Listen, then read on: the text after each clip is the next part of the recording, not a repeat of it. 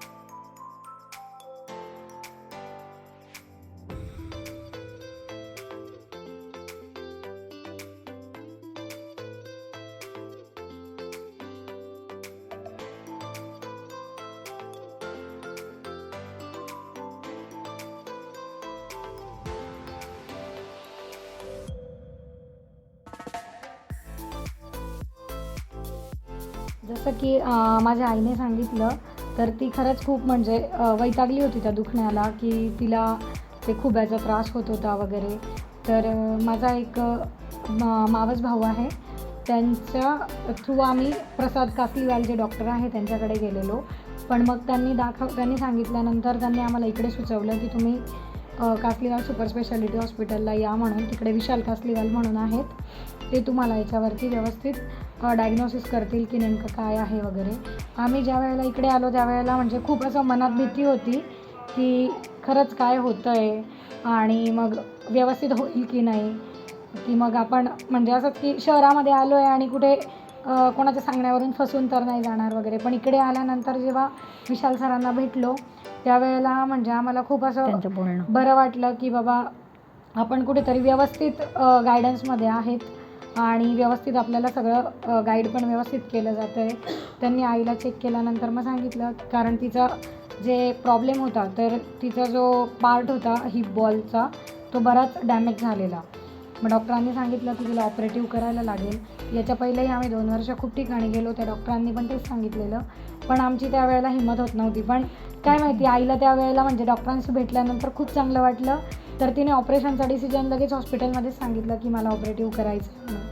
मग आम्ही लगेचच दुसऱ्या दिवशी घरी वगैरे विचारून निर्णय घेतला. त्यानंतर तिच्या काय थोड्या फिजिकल टेस्ट वगैरे करण्यात आल्या. त्यानंतर मग इकडे हॉस्पिटलला ॲडमिट होऊन ऑपरेशन झालं तेही सक्सेसफुल झालं. त्यानंतर इकडचं जे एन्व्हायरमेंट होतं हॉस्पिटलचं ते पण खूप छान आहे.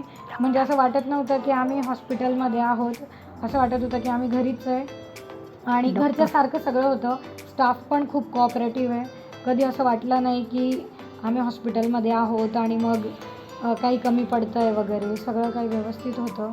डॉक्टर पण एकदम छान आहे. सगळं फिजिओथेरपी वगैरे त्यासाठी पण त्यांनी खूप छान सगळं काही हे केलं आणि ऑपरेशन व्यवस्थित झाल्यानंतर पण असं म्हणजे वाटत होती भीती की ती उभी राहू शकेल की नाही. पण नेक्स्ट डे लगेच डॉक्टरांनी सांगितलं की तिला उठून चालायचं आहे म्हणून.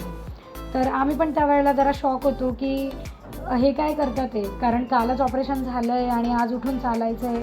तर थोडं टेन्शन होतं, पण काय नाही, जे फिजिओथेरपिस्ट वगैरे होते त्यांनी पण व्यवस्थित सगळं केलं आणि आज ती म्हणजे तिच्या दुखण्यापासून पूर्णपणे बाहेर आहे. जे ती गोष्टी करू शकत नव्हती त्या पण गोष्टी ती व्यवस्थित करते आणि अगोदर असं की तिला फार पेनकिलर घे वगैरे दर 1-2 दिवसात चाललेलं, आता ते सगळं टोटली बंद आहे.